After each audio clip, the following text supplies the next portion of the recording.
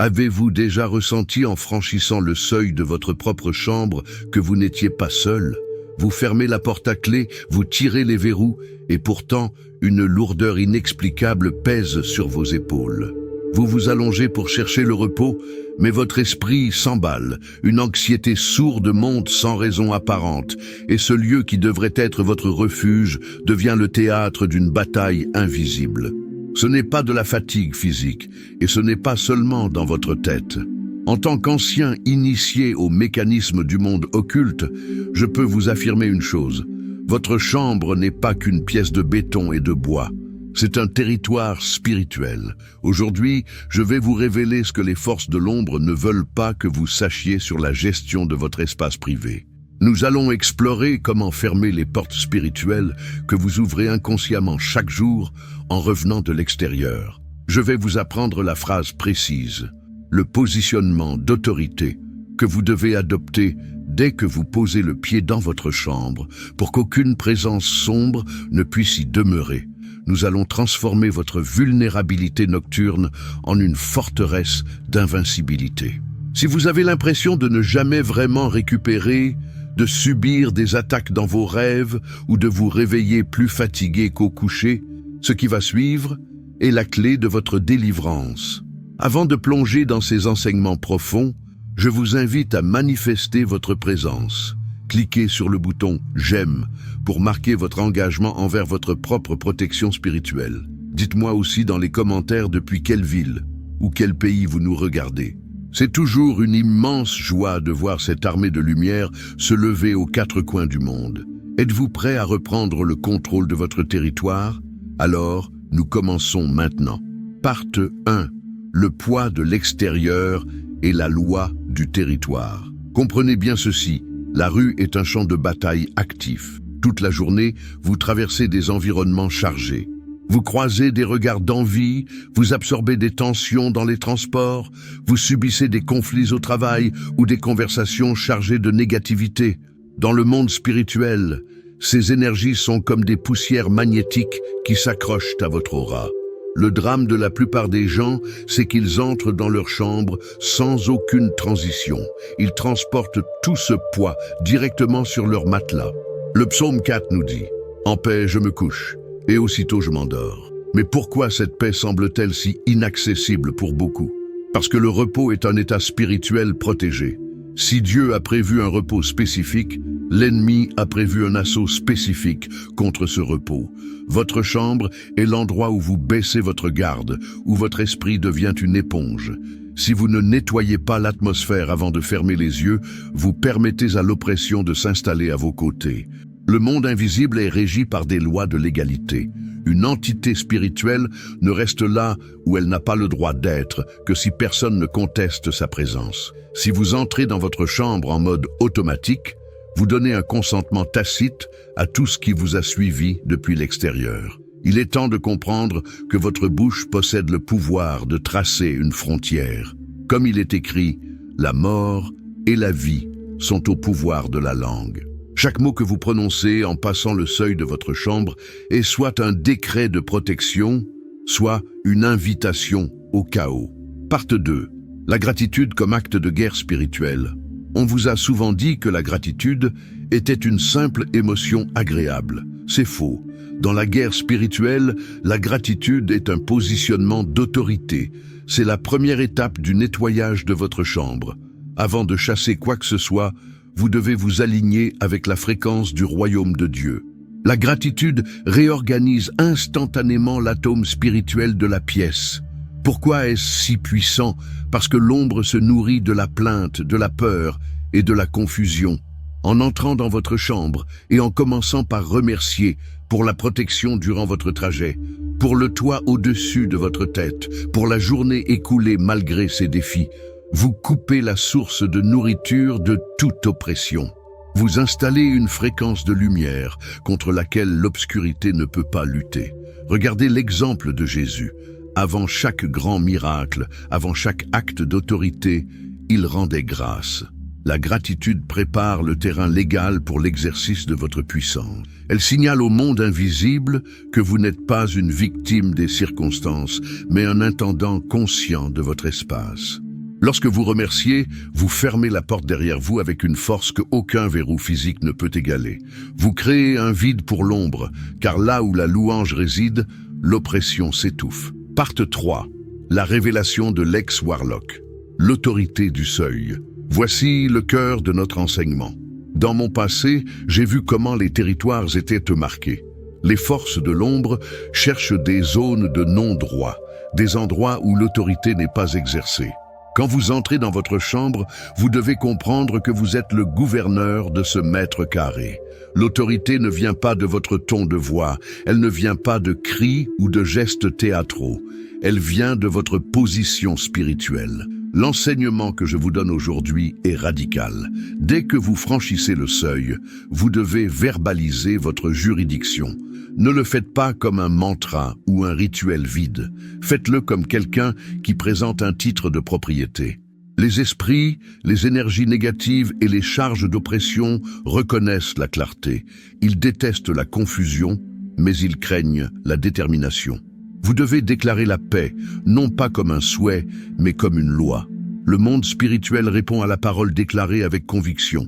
Si vous ne délimitez pas votre territoire, vous restez exposé. C'est la différence entre une ville avec des remparts et un village ouvert aux pillards. En ne disant rien, vous restez dans une vigilance émotionnelle constante qui empêche le sommeil profond. Votre esprit reste en alerte parce qu'il sent que le périmètre n'est pas sécurisé. En reprenant votre autorité par la parole, vous permettez à votre système nerveux et à votre esprit de se détendre totalement. Partie 4. Ce que vous devez dire. L'activation de la sentinelle. Voici la pratique exacte. Lorsque vous posez le pied dans votre chambre, marquez un temps d'arrêt. Ne vous jetez pas sur votre téléphone, ne vous déshabillez pas immédiatement. Prenez conscience de l'air de la pièce. Vous allez prononcer des paroles de séparation. Vous devez dire « Je laisse à l'extérieur tout ce qui appartient à l'extérieur. Ce sanctuaire est sous ma juridiction et sous la protection du Très-Haut. Aucune charge, aucune flèche décochée contre moi, aucune ombre de ce jour ne franchira ce seuil. Ici, seule la paix est autorisée à siéger. » Pourquoi ces mots sont-ils si puissants? Parce qu'ils établissent une séparation nette entre votre vie publique et votre vie privée. Vous brisez le lien invisible avec les tensions de la journée. Vous fonctionnez comme un douanier spirituel qui refuse l'entrée aux marchandises illicites. En faisant cela, vous changez la densité de la pièce. Ce n'est pas de la magie, c'est de la gestion de territoire. Si vous ne prenez pas ces 30 secondes, vous permettez aux esprits rôdeurs, ces résidus de colère, de jalousie ou de stress rencontrés dehors, de s'installer sur votre oreiller. Imaginez une personne qui a marché dans la boue toute la journée et qui se couche dans ses draps blancs sans se déshabiller ni se laver. C'est exactement ce que vous faites spirituellement quand vous n'exercez pas cette autorité au seuil de votre chambre. Partie 5. Les conséquences du silence et le piège de l'oppression. Si vous ignorez ces principes, les conséquences ne sont pas seulement spirituelles, elles sont physiques et mentales. L'oppression continue se manifeste par un sommeil léger, où le moindre bruit vous fait sursauter. Elle se manifeste par des pensées intrusives, ces boucles mentales qui vous rappellent vos échecs ou vos peurs juste au moment où vous fermez les yeux.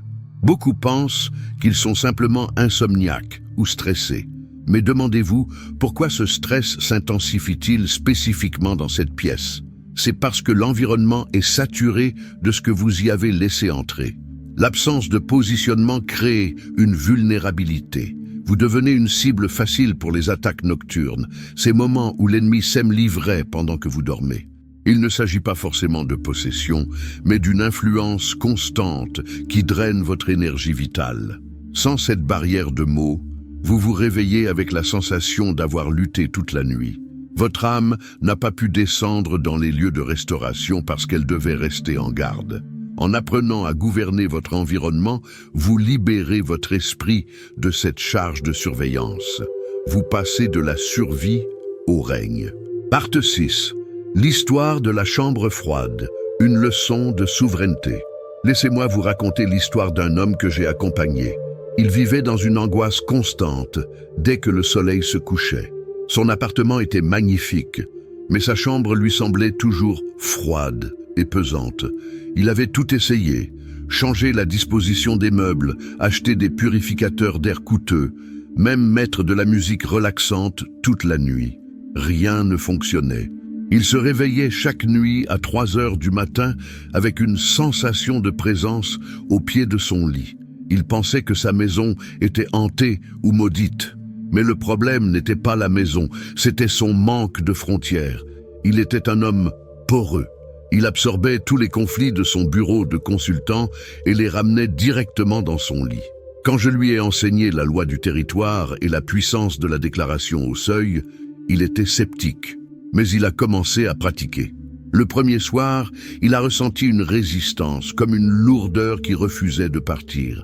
Mais il a persisté, utilisant sa voix avec une autorité calme, sans crier, mais avec la certitude de son droit. Au bout de 3 jours, l'atmosphère a changé radicalement. La froideur a disparu. Pour la première fois depuis des années, il a dormi 8 heures d'affilée. Pourquoi ? Parce qu'il a compris que ce ne sont pas les objets qui font la paix d'une chambre, c'est l'autorité de celui qui l'occupe. Ce n'était pas le lieu qui devait changer, c'était sa posture.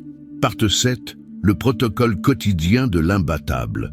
Pour devenir imbattable, vous devez transformer cet enseignement en un automatisme. La constance est plus puissante que l'intensité. Ce n'est pas la force avec laquelle vous le dites une fois par mois qui compte, c'est la régularité avec laquelle vous établissez votre règle chaque soir. Voici votre protocole dès ce soir.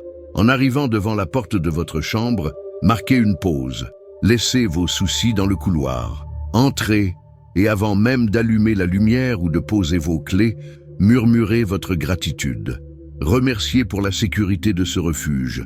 Prononcez votre décret d'autorité, soyez précis. Dites « Je réclame ce territoire au nom de ma liberté spirituelle. Toute présence non alignée avec la lumière de Dieu doit évacuer maintenant. » Visualisez une frontière de feu ou de lumière qui se scelle derrière vous. Cela prend moins de 30 secondes, mais cela change tout votre cycle de sommeil. Vous n'avez pas besoin de ressentir une émotion particulière. La loi spirituelle ne dépend pas de vos sentiments, elle dépend de votre position légale. Un roi ne demande pas s'il sent qu'il est roi pour donner un ordre, il ordonne parce qu'il sait qui il est. Faites de même. Reprenez le gouvernement de votre repos. Parte 8. L'élévation finale, de la réaction au gouvernement. Nous arrivons au point culminant de notre transformation. Beaucoup de gens vivent leur vie spirituelle en mode réaction. Ils attendent d'être attaqués pour prier. Ils attendent d'avoir peur pour chercher de l'aide. Je suis ici pour vous apprendre à gouverner par anticipation. Votre chambre ne doit plus être un lieu où vous subissez, mais un lieu où vous régnez. Quand vous comprenez que vous avez reçu l'autorité sur toute la puissance de l'ennemi, la peur disparaît. L'autorité n'est pas de l'agressivité, c'est de la conscience. Plus vous serez conscient de votre identité et de la protection qui vous entoure, moins vous aurez besoin de lutter. L'obscurité ne discute pas avec la lumière, elle s'efface. Ce soir, vous allez vous coucher non pas comme une proie qui espère ne pas être dérangée, mais comme un lion dans son antre. Vous allez comprendre que le sommeil est une arme. C'est durant le sommeil que Dieu restaure votre force et vous donne des instructions pour le lendemain. En sécurisant votre chambre, vous sécurisez votre avenir. Vous devenez un canal pur pour la révélation et la paix. Vous êtes maintenant prêt à sceller tout cela. Parte 9. L'appel à la restauration. Avant de passer à notre prière finale, je veux que vous sachiez que je suis fier de votre démarche. Chercher la connaissance pour protéger sa paix est le signe d'une grande maturité spirituelle. Vous sortez de l'ignorance pour entrer dans la maîtrise. Sentez-vous accueilli dans ce cercle de force. Je ne suis pas seulement un instructeur pour vous. Je suis un allié, un frère qui marche à vos côtés dans cette guerre. Nous allons maintenant sceller ces enseignements. Je vais vous guider dans une prière puissante pour restaurer votre force vitale et briser tout ce qui a tenté de vous voler votre repos jusqu'ici. C'est le moment de relâcher toutes les tensions, de vous ouvrir avec foi et douceur. Imaginez que tout le poids que vous portiez s'évapore à mesure que nous parlons. Vous êtes en sécurité, vous êtes aimé et vous allez devenir intouchable. Père céleste, créateur du repos et maître des armées, nous nous présentons devant toi avec un cœur reconnaissant et une autorité renouvelée. Je m'unis maintenant à mon frère, à ma sœur, qui regarde cette vidéo. Nous déclarons ensemble que ce temps d'oppression est terminé. Au nom qui est au-dessus de tout nom, je brise maintenant toute malédiction, tout lien occulte et toute flèche spirituelle qui a été lancée contre la demeure de cette personne. Seigneur, je demande que ton feu sacré purifie maintenant chaque recoin de sa chambre, que chaque particule de l'atmosphère soit lavée de la poussière du monde extérieur. Nous décrétons une ligne de démarcation spirituelle au seuil de cette porte. Toute entité d'insomnie, tout esprit de peur, toute ombre de dépression qui tentait de s'installer sur ce lit reçoivent maintenant un ordre d'évacuation immédiat. Nous annulons tout pacte inconscient fait avec l'obscurité par le biais de la plainte ou de la peur. Père, libère tes anges sentinelles aux quatre coins de cette chambre. Que ce lieu devienne un portail de paix. Nous brisons les chaînes de la fatigue chronique. Nous commandons à l'esprit de cette personne de se détendre, à son âme de se reposer et à son corps de se régénérer profondément. Que chaque rêve soit une rencontre avec ta sagesse et non une bataille. Nous scellons cette chambre dans la lumière. Nous déclarons que ce territoire est désormais interdit à l'ennemi. Tout est accompli, la paix est établie. Amen. Pour manifester cette victoire dans le monde physique, je vous demande de faire un geste d'affirmation. Écrivez dans les commentaires la phrase suivante. Ma chambre est un sanctuaire et mon repos est garanti. En écrivant cela, vous prenez position devant tous, affirmant que vous ne reculerez plus devant l'oppression. Je veux entendre votre voix. Votre commentaire est une graine de victoire. Si vous avez une expérience à partager ou si vous voulez encourager un frère ou une sœur qui traverse des nuits difficiles, faites-le. Soyez cette lumière qui aide un autre à trouver le chemin du repos. Votre témoignage est une arme puissante qui peut relever celui qui est à terre. N'oubliez pas de vous abonner pour recevoir votre instruction quotidienne. Nous sommes dans cette mission ensemble et chaque jour, nous fortifions nos remparts. Partagez cette vidéo avec ceux que vous aimez. Ne les laissez pas lutter dans le silence alors que la clé est ici. Restez ferme. Ne craignez rien, car celui qui est en vous est plus grand que celui qui est dans le monde. Votre chambre est désormais un lieu de puissance. Dormez dans cette certitude. Reposez-vous dans cette force. Je vous attends avec impatience pour notre prochain rendez-vous. Que la paix du Très-Haut vous garde. À très bientôt.